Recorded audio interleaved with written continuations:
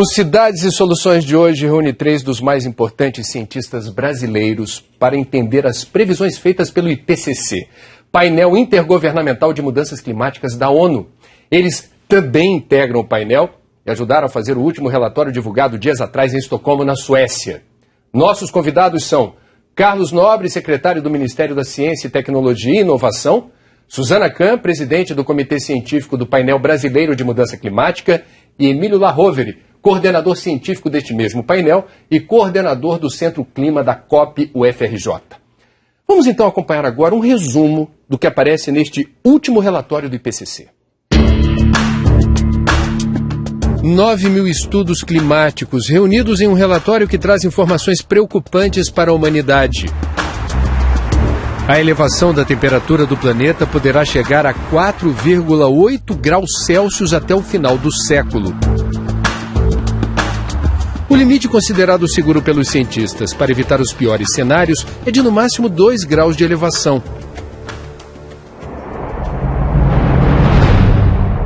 Em um planeta mais quente, o gelo derrete mais rápido e as moléculas da água se expandem. Resultado: o nível do mar poderá subir até 82 centímetros, com impactos importantes sobre as zonas costeiras de todos os continentes, inclusive no Brasil.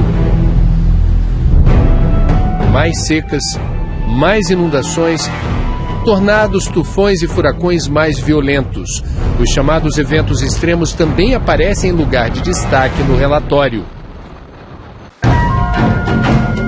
Os cientistas do clima afirmam com 95% de certeza que a humanidade contribui para o aquecimento global e dirigem um apelo para que as emissões de gases de efeito estufa sejam drasticamente reduzidas e que investimentos importantes sejam feitos o mais rapidamente possível para adaptar os países às mudanças consideradas inevitáveis. Vou começar por Brasília, Dr. Carlos Nobre. Por que as pessoas que nos assistem em casa, nossos telespectadores, deveriam estar preocupados com essas informações que aparecem no relatório do IPCC? Qual é a chance disso tudo vir a acontecer? Olha, a chance de que o planeta esteja num processo acelerado de aquecimento é quase 100%. Quer dizer, menos de 1% a possibilidade do planeta não estar aquecendo. O planeta está aquecendo e aquecendo rapidamente. E a responsabilidade é humana, na grande parte desse aquecimento dos últimos 50 anos. Então, essa é uma condição que as nossas atividades, até certo ponto, o nosso bem-estar das sociedades modernas, tecnológicas, é uma consequência disso, o aquecimento. Então, nós somos os agentes e nós temos que achar soluções para impedir uma mudança climática muito profunda que se prenuncia. Se nós não agirmos rapidamente, e rapidamente é no intervalo de algumas décadas, nós temos que inflexionar esse quadro, certamente o planeta no futuro será um planeta muito diferente. Suzana, você esteve em Estocolmo e o IPCC nesse relatório volta a bater fortemente na tecla de que é preciso reduzir drasticamente as emissões de gases de estufa, principalmente queima de petróleo, carvão e gás. Aí a gente olha o que o mundo está queimando de petróleo, carvão e gás e vê. Queimamos muito e cada vez mais. E com subsídios dos governos, algo em torno de $1 trilhão por ano. Desse jeito, como fica o planeta até o final do século? Por que os governos não estão ouvindo o que os cientistas falam? Olha, não são só os governos que têm que ouvir. Eu acho que o que você colocou na tua primeira pergunta é muito importante, porque a sociedade, né, como um todo, tem que pressionar os seus governos, que estão lá, pelo menos em tese, para atender, né, as demandas da sociedade, e definir o que nós queremos. Eu acho que no painel, no IPCC, ficou bem claro, nas previsões de aumento de temperatura, os vários cenários com os quais a gente trabalha. Cada cenário está associado com um estilo de desenvolvimento, com uma forma de crescimento que a gente tem que escolher, né? Então, eu acho que a partir do momento que a sociedade quer consumir bastante, com padrão de consumo completamente insustentável, há que se prover energia para isso, né? Então, eu acho que é uma combinação, né, das decisões da sociedade como um todo e, logicamente, pressionando os seus governos para isso. Eu acho que o papel do cidadão ele precisa ser mais reforçado, né, na sua cobrança, na sua conscientização, no seu consumo, que eu acho que o governo acaba indo atrás. Professor, o senhor me corrija se eu estiver enganado, mas os dados da Agência Internacional de Energia, que é o órgão máximo que fica monitorando a matriz energética do planeta, dão conta de que 80% da energia do mundo é suja. Petróleo, carvão e gás. O PCC está lá dizendo que precisamos reduzir drasticamente, o mais rápido possível, as emissões. Existe alguma chance disso vir a acontecer nas próximas décadas? A tendência de crescimento do consumo de energia, principalmente de petróleo e também carvão mineral tem crescido devido ao crescimento econômico e à necessidade de mais consumo de energia. O problema é que os subsídios, quer dizer, tornar mais barato o combustível fóssil artificialmente, estimula ainda mais essa tendência, né? E é isso que é necessário e que é importante, quando a gente vê o relatório do IPCC, mostrar que há custos enormes também de manter esses subsídios que, essencialmente para o mercado a curto prazo, para o governo controlar a inflação, parecem ser interessantes. No entanto, isso vai causar custos, danos das mudanças climáticas, né, danos em termos de vidas humanas, danos em termos de saúde, que são absorvidos pela população como um todo. Há custos de mudar? Há, mas certamente o custo de persistir consumindo petróleo e carvão mineral em grande escala é muito alto em termos sociais e ambientais. Doutor Nobre, o IPCC foi alvo de muitas críticas por usar um modelo matemático que não conseguiria explicar adequadamente, com precisão, certas variações de temperatura nas últimas décadas. O que se pronunciava como uma elevação constante, regular de temperatura, não se revelou na prática. O modelo não ajudaria a explicar isso. Qual é a opinião do senhor em relação a essas críticas? Bom, em primeiro lugar, mudança climática, ela opera numa escala de décadas, há muitas décadas. Então, não é para se olhar a variação ano a ano. Esse chamado hiato do aquecimento, ele não é difícil de explicar. Uma boa parte desse calor está indo para o oceano profundo, então ele não está aparecendo tanto na superfície.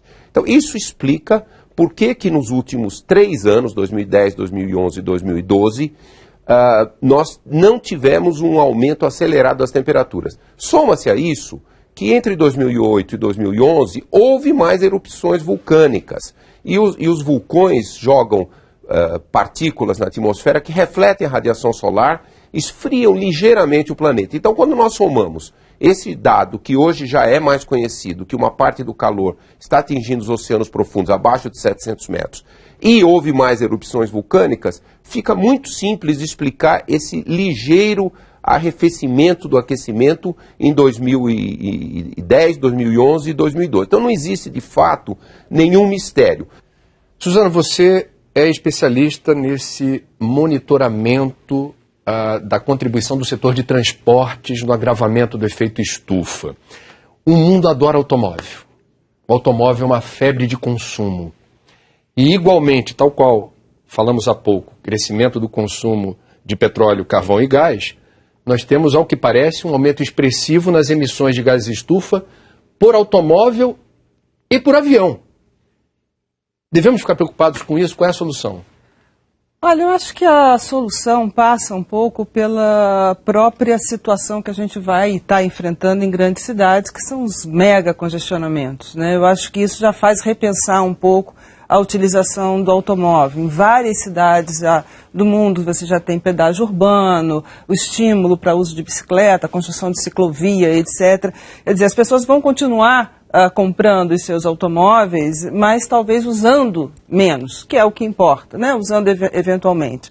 Para a questão, né, do transporte aéreo, que de fato cresceu muito, foi da modalidade de transporte a que teve maior crescimento ao longo, né, dos últimos anos, eu acho que cada vez mais está se estimulando a questão de videoconferência. É claro que não substitui o encontro presencial, mas até por questão de tempo, do desconforto, né, que se tem de fazer viagens e tudo, eu acho que a tendência poderá começar a ser um pouco isso. Não há grande empresa, os encontros. Não há grande empresa no mundo que não tenha a sua sala de videoconferência, onde você começa a realmente estimular, né, essa discussão. Hoje mesmo aqui no Cidade de Soluções estamos com um convidado de Brasília lá e nós aqui. Eu acho que isso cada vez mais deverá ser estimulado e com isso a gente vai realmente reduzindo um pouco, pelo menos, o consumo de combustíveis no setor de transportes. Professor Emílio, durante muitos anos a comunidade científica, a corrente majoritária que afirma que o aquecimento global é fato e que as emissões vão desconfigurando o mundo como a gente o conhece, diziam que o limite de emissões era aquele que determinava uma concentração de 400 partes por milhão de moléculas de CO2 na atmosfera e o teto de 2 graus centígrados no máximo de elevação da temperatura em relação à era pré-revolução industrial. Já passamos dessa porteira aí. E aí? O que vai acontecer? Bom, a partir de um aumento de 2 graus centígrados, realmente aumenta muito o impacto da mudança climática, os vários impactos, e crescem de uma forma exponencial, enquanto no início crescem menos, e com isso também os danos e os custos aumentam exponencialmente. As emissões, na trajetória que a gente assiste no mundo, já estão num nível que realmente deter o aquecimento em menos de 2 graus centígrados seria muito complicado, porque esse relatório coloca que mais da metade do chamado orçamento de carbono, do total de carbono que a gente poderia mandar para a atmosfera para limitar em 2 graus centígrados, já foi emitido. Há efetivamente dificuldade em manter 2 graus. Agora, se não for 2 graus, for 2,5, é melhor do que 3 ou que 4. O que é fundamental é ver o sentido de urgência que a gente tem nessa transição. Existe uma transição que é fundamental para formas de energia mais sustentáveis e maior eficiência nos transportes, nas indústrias, na agropecuária, nas residências, no uso da energia. E quanto mais tarde a gente fizer esta transição, os custos da inação, de não fazer nada, vão ser maiores. Então, o que a gente tem que ver é não só o custo da transição, de mudar do petróleo para o solar, ou para a eficiência energética, ou para a biomassa, tem um custo. Mas temos que somar esse custo com o custo dos danos da mudança climática e também do que a gente teria que fazer de adaptação para a mudança climática. Então vamos na direção da adaptação. Não queremos aqui hoje, o nome do programa é Cidades e Soluções, sermos avalistas do catastrofismo. Vou perguntar então, fazer uma mesma pergunta para nossos 3 convidados, começando pelo Dr. Carlos Nobre em Brasília. Professor, que mundo é esse que seus filhos e netos vão ver até o final do século pelo andar da carruagem? Eu estou falando de um mundo onde, se eu bem entendi o relatório do IPCC, o mundo não vai acabar, mas vai ser um mundo bem diferente. Diferente como? É a minha pergunta. Nós, infelizmente, a nossa geração, a minha geração e da maioria de vocês, André, você é mais novo, vamos legar um mundo nesse sentido ambiental e de riscos futuros, pior do que os nossos pais nos legaram. Agora, a virada, até como o Emílio e a Suzana já destacaram, ela precisa de uma ação da sociedade, uma pressão global para essa mudança conceitual e muito rápida de padrão de vida. Se nós não conseguirmos, se os nossos filhos e netos não conseguirem alterar isso, os nossos bisnetos, tataranetos, trinetos, no final desse século, vão ver um mundo muito diferente. Vão ver